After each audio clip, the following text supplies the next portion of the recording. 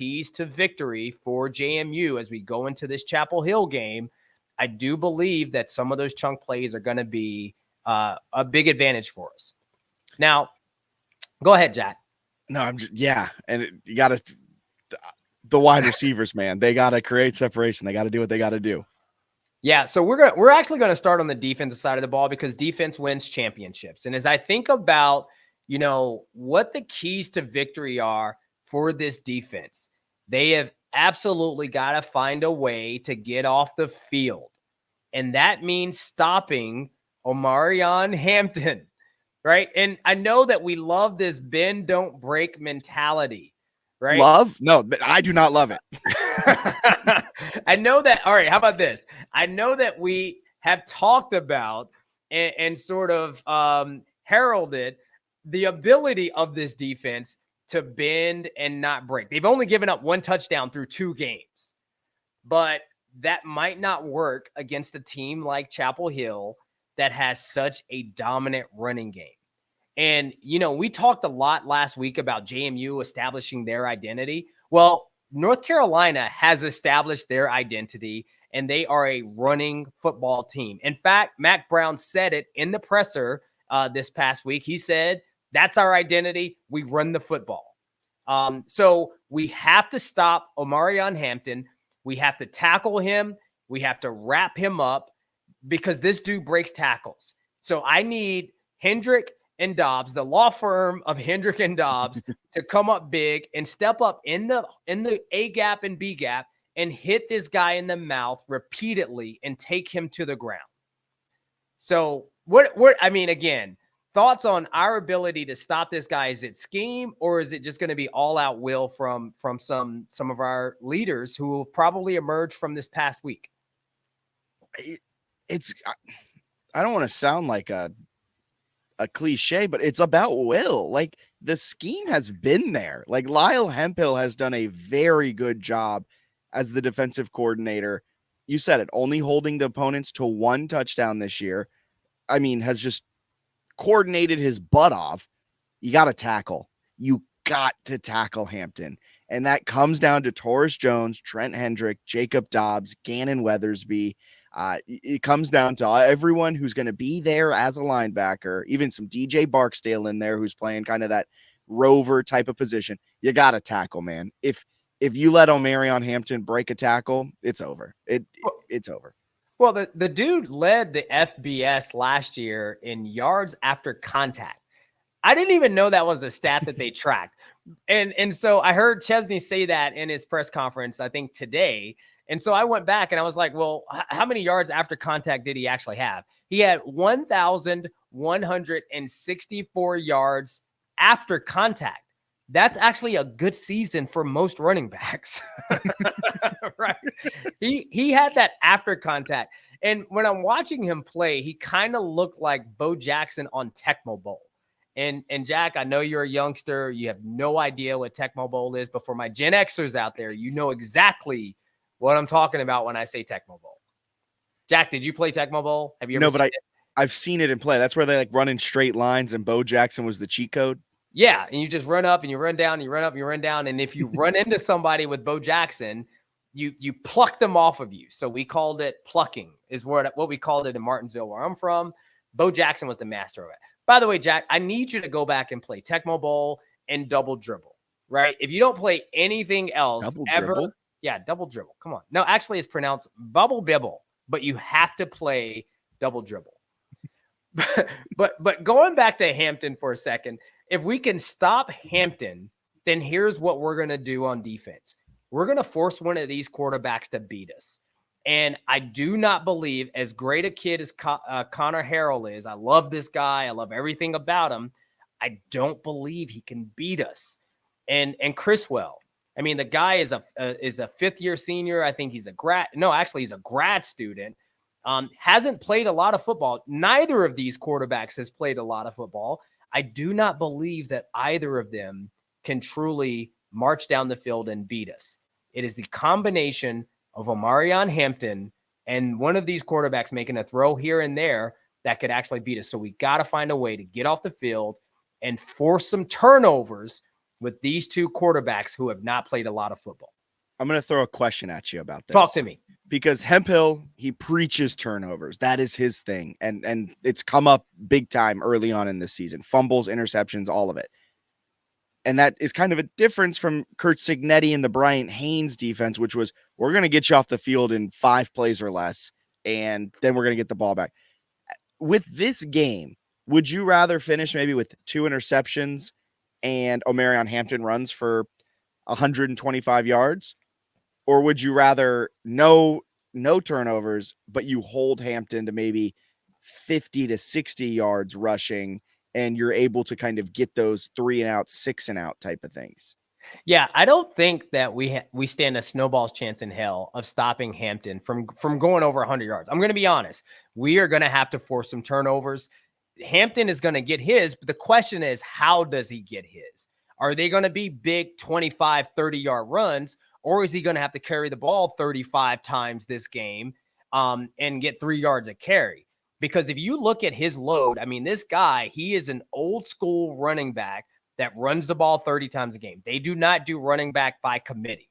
And so he is a absolute workhorse running back. And as long as we can keep him, under that 150, 200 yards, if he goes off for 200, we're cooked. But if we can keep him under maybe 150, 125 yards, but force these quarterbacks into some mistakes, I think that is the recipe. And when you look at, when you look at Connor Harrell, he doesn't take care of the ball that well. He's had some flashes. He's had some really good runs. He's had some really good throws here and there, but he'll throw it up for us for grabs every now and then. And he'll get a little loose in that little option that they run, which I'm praying that they run that option, because every time he's pitched it, it's been 50-50 whether or not it's going to work out in their favor. So I'm praying that they run that option game with him. So very, very interested to see how the defense comes out and responds. What about you? I mean, what would you prefer? Would you prefer like the turnover game, or would you say let's shut Hampton down to 50 yards, which I think is impossible? If it was possible, I think I would prefer the shutting him down to 50 yards, because I think if you do that, you win the game. I think if you can force 3 and outs at a consistent basis, or at least hold their success rate pretty low where they're not getting explosives and they're not being able to string together 4-yard run, 5-yard run, 3-yard run, and you can hold them to those 3 and out, 6 and out types of things and hold them into 3rd and pass situations. I like that. But you, as you were saying, it's like, yeah, Hampton's going to get his. It's not a question of if, it's when is he going to pop one? When are things going to go his way? And if we're playing a game where Hampton's running for triple digits, you got to force at least 1 turnover. You got to pick whoever that quarterback is off at least once. You got to hope that Hampton gets the case of some butterfingers at some point and they can peanut punch the ball away and force something that way. No, Hampton's ball security, man. I mean, this dude, I'm telling you, he's an NFL running back. He's an NFL running back. He takes care of the ball. I don't think I have never seen him fumble. He's a great pass blocker. He's actually got pretty good hands coming out of the backfield, although they don't need to throw the ball to him. I mean, he is going to be a challenge for the Dukes, and I would actually be okay with some 3-4 yard runs. It's the 20-yard run. Like, if you watch these 3 games that they've played, he just breaks off 15, 20, 25, and when he gets a full head of steam, that dude is like impossible to bring down. Nobody solo tackles him. There's going to be 3-4 guys. We got to gang tackle him all day. He's averaging 6.3 yards per carry, which is just an insane number for a guy being at his usage rate. I'm looking at what his career yards per carry is, because it's gonna blow me away, isn't it? Oh yeah, oh my Lord, this dude, 253 carries a year ago, which is wow, a lot. 5.9 per attempt. 5.9. And what did Adeye have at North Texas?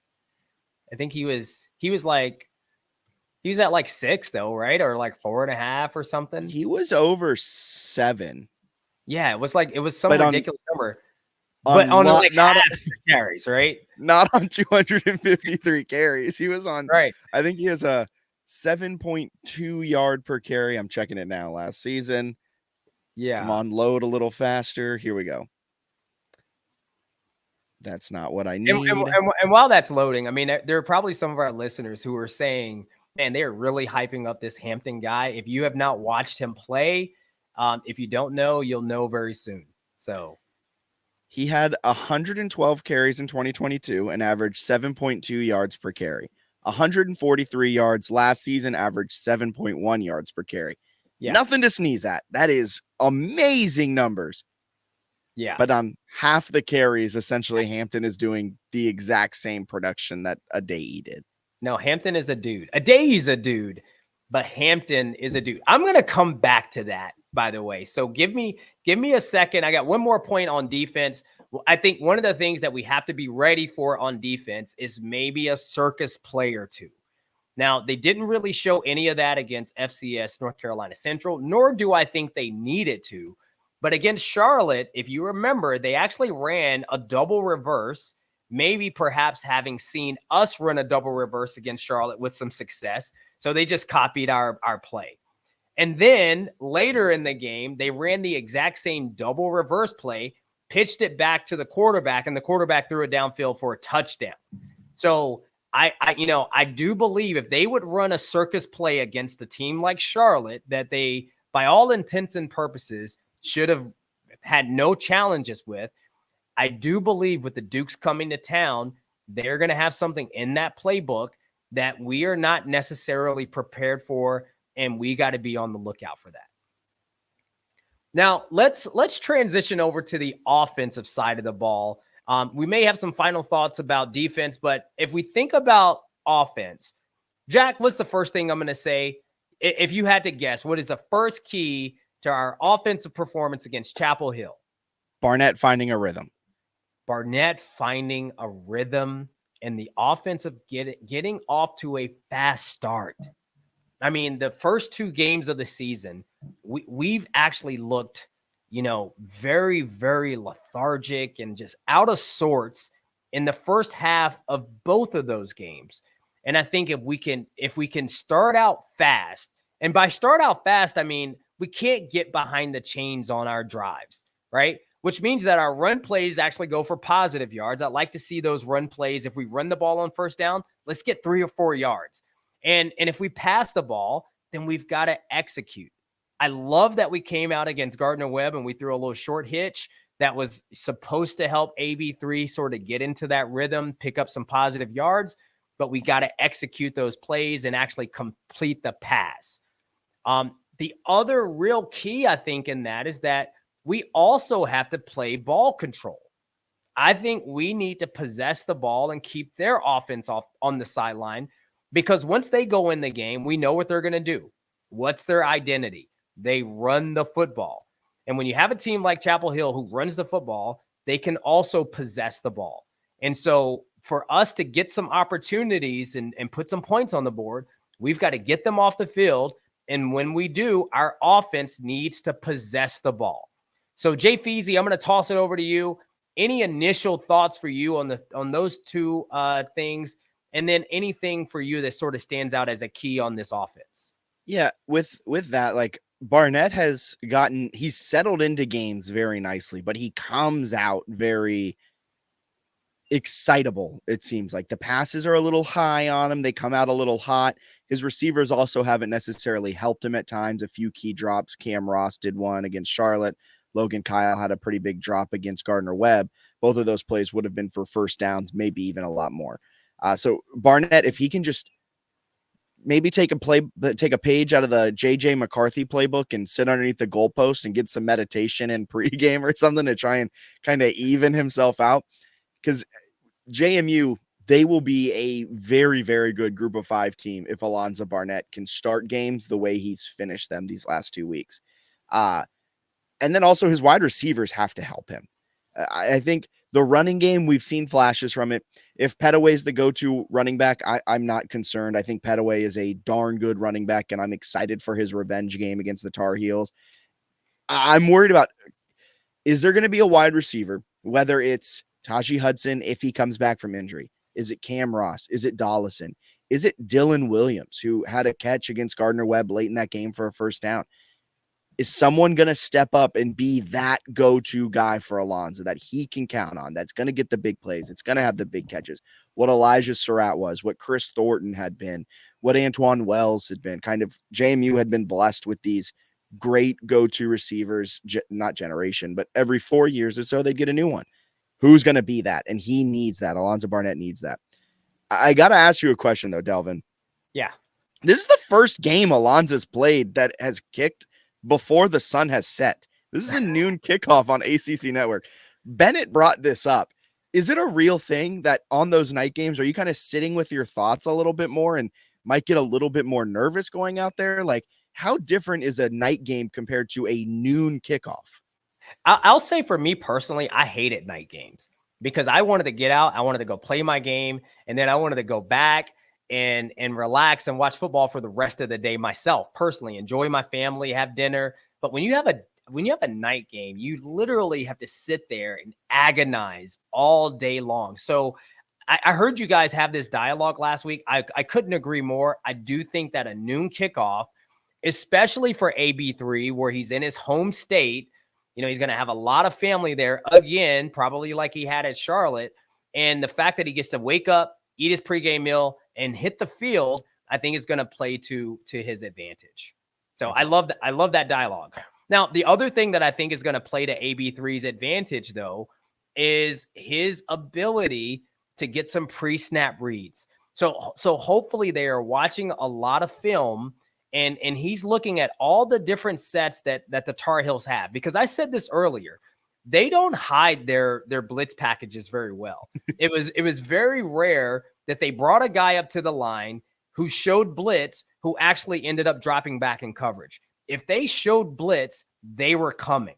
And if AB3 can not only read his hot routes, but also properly identify the mic backer, right? Because that's where the protection goes to whoever the mic backer is. Identify the mic backer. We are going to get some chunk plays in this game because I do not believe their secondary is good enough. If we can get the protection up front, identify the mic backer, get some pre-snap reads, we're going to hit some big plays. AB3 will cook. Now, the other thing that I think helped North Carolina Central, if you watch the first half of that game, not the second half, because unfortunately their backup couldn't throw the ball, but their starting quarterback, Harris, who they have said is the best quarterback in HBCU football, they were able to move the pocket a bit. And so they rolled that kid out, and there were people wide open all over the field when they moved the pocket. And so I do think that AB3 has the ability to roll out, move the pocket, and find some openings and give himself sort of a run pass option, which I think is going to bode very well for the Dukes. If you look at when Max Brown for Charlotte, when he got hurt and his backup Purdy, the true freshman, came in, they were very effective running the ball with him, not only with design runs, but with some scramble plays. So AB3 absolutely needs to capitalize and keep them off balance with his feet. I would love for Dean Kennedy to just talk with Alonzo this week. Use your legs. Use them. Yeah. If your first read isn't there, don't be afraid to just run. Like, you are the best runner on the field at times. Use your legs, because that was what he didn't do against Gardner-Webb in that first half. He really wanted to throw the football. Alonzo, I respect you. Tip of the cap. Go do it. You're the quarterback. That is your job, quite literally. But run the football. Yeah. You're so good at it, man. And here's what that's also going to do. Now Chapel Hill has to put a spy on Alonzo, which means there's one less guy in coverage. And so, again, if you can run the ball effectively in the first half, not only with our running backs, but if AB3 can take off every now and then and get some big chunk plays like Purdy did, and also like North Carolina Central did when they ran their Wildcat formation. Like, if you go back and watch that game, Harris, again, their starting quarterback, with all due respect, he's a white guy at HBCU. He's a white, he's a white dude. And then they bring in their backup quarterback to run Wildcat. This was in the first half, a black dude. So it wasn't like they were not telegraphing the fact that they were about to bring this guy in and he wasn't going to throw the ball. It was a wildcat. With AB3, we actually have the advantage of, you know what? Our starting quarterback who's going to throw the ball downfield can also run these designed runs as a wildcat. And it's going to be super effective because North Carolina Central did it very effectively with two different players, two very different players. So excited to see that. The other thing that I really think is a key to victory for us is if we can play disciplined football, right? Because Chapel Hill, if you look at their game last week, they were very undisciplined. They had 10 penalties in the first half, 16 total against North Carolina Central. And some of those penalties were penalties that actually kept some of the, North Carolina Central drives alive. And so I need JMU to play very disciplined football, recognizing that that is a point of emphasis this week in practice for Chapel Hill. And when non-penalties are a point of emphasis, guess what happens to the players? Now they're thinking again. Now they're not reacting so much. They're actually thinking in their heads, trying to avoid penalties. And when you're doing that, you're not playing to your optimal level of performance. And so I do believe that that's going to be an advantage for the Dukes.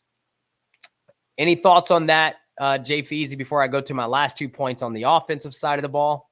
71.3 is what UNC has been averaging this season in penalties. Not good. 66 yards per game in penalties a season ago.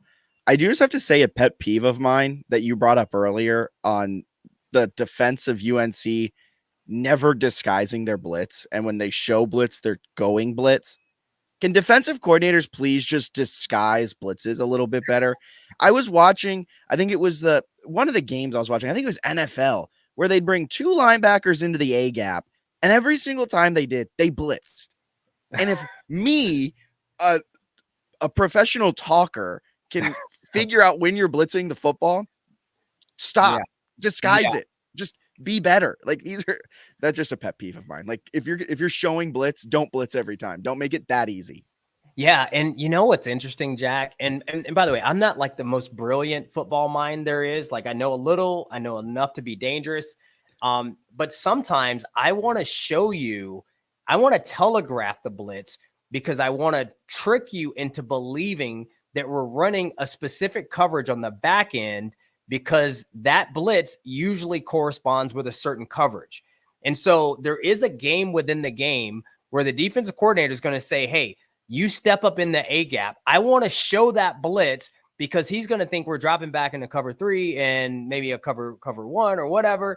And now the quarterback is going to get the wrong read and actually throw a ball into an interception. So, there is a game within the game, but for the most part, yes, North Carolina, from my viewpoint, this past week, they just telegraphed their blitzes. And maybe it was also a function of the fact that, Central had their second string quarterback in the game for the entire second half, and it really didn't matter. That's a good point. But it's just, I was watching it this week and I was like, oh my, every time we're bringing two linebackers in the A gap, I know exactly what's going to happen. You go to the hot read, you get it out of your hands quickly. If I can figure this out, I know the quarterback who is a lot better than me can also figure that out. But that's a good point. Yeah, totally. Now I got two more keys to victory on the offensive side of the ball. And, one of them is our running back room needs to have a game. Hopefully, our running backs are very competitive. Hopefully they listen to this pod and hear us talking about how great Omarion Hampton is. But our running backs, our studs, have to go out and ball. I'm talking about Adeye, if he's healthy and can go. Obviously, George Pettaway, because to your point, I wouldn't say this is a revenge game for him, but this is somewhat a game for him to come back and play with a chip on his shoulder. And then also Purdy. And so when I think about, when you get an opportunity to go against an All-American running back, you want to go out and show that you are better than that person. Like you have the chip on your shoulder. And I'm reminded of when I used to play, my arch nemesis was a guy named Brian Westbrook. and he was at Villanova when I was with JMU. You know Brian Westbrook, right? Pretty good running back. Yeah, really good running back. In fact, he came to Bridgeforth and broke my stadium all-purpose yards record one year. And ever since then, I'm like, yo, if I'm playing against Brian Westbrook, I know we're on opposite sides of the ball. I can't tackle him, but I am going to try to go out and have a game to prove that I am the preeminent running back in the Colonial Athletic Association. And I hope that our running backs are just as competitive. They get to go out in front of a bunch of NFL scouts who are there to see Omarion Hampton. They are not there to see you. And it's your opportunity to show those people that you are a dog and that you can actually play at the next level. So I am hoping that our running backs come out and play with that chip on their shoulders. Now, the last one for me, I just got to say, this is a shout out to JMU Nation. So our crowd absolutely has to show up at this game and show out. And what a better way to sort of redeem ourselves. I'm not going to go back to 2 weeks ago, but let's redeem ourselves and show up for these players and show them that we support them and show up at this game and just go crazy. Because as I watch film on North Carolina, the one thing that has stood out to me is that their stadium is not even packed. It's largely empty, especially in the second half, right? Where the games that they have played at home have still sort of been in doubt, but the fans have checked out early. And if JMU Nation can show up and show out like I know we can make it a JMU home game in that fourth quarter. All right. So there's still some tickets left. Let's buy up all these tickets and let's turn that stadium purple. So, Jack, Jay Feasy, are you going to be there? I will not be at the Chapel Hill game. Come on, man. Unfortunately, I do not have the funds in my bank account to make that trip worthwhile. Hey, man, I got you, man. We'll start a GoFundMe for you. What game you want to go to? Go buy me a coffee. Go to buymeacoffee.com/JMU Sports News and pay for the tickets. There we go. I love it. All right. So, Jay Feasy, any final thoughts on the Chapel Hill game? Keys to victory for the Dukes. Anything left that I missed out? No, I think you hit the nail on the head repeatedly. I mean, hopefully George Pettaway is you in this equation and Brian Westbrook is Hampton, but he's nowhere near as good as Brian Westbrook is or was. But it's a huge game for a multitude of reasons. If the Dukes want to keep their college football playoff hopes alive, it's a must win. There's just so many layers to this game where you got to go out, you got to be competitive. You don't got to win. That'd be very nice. You have to show that you can go toe-to-toe with an average ACC team. Gotta show it. And listen, I'm not at a place where this is like a put up or shut up kind of game for Coach Bob Chesney, but it is an opportunity for him to go out and win over this fan base, because this could be a signature win. And if you look at all of the prior coaches that have come into this program, they've typically gotten that signature win in that first year of the season. And this could be it for Coach Bob Chesney. And I'm telling you, you go out and you win this game, you got these fans forever.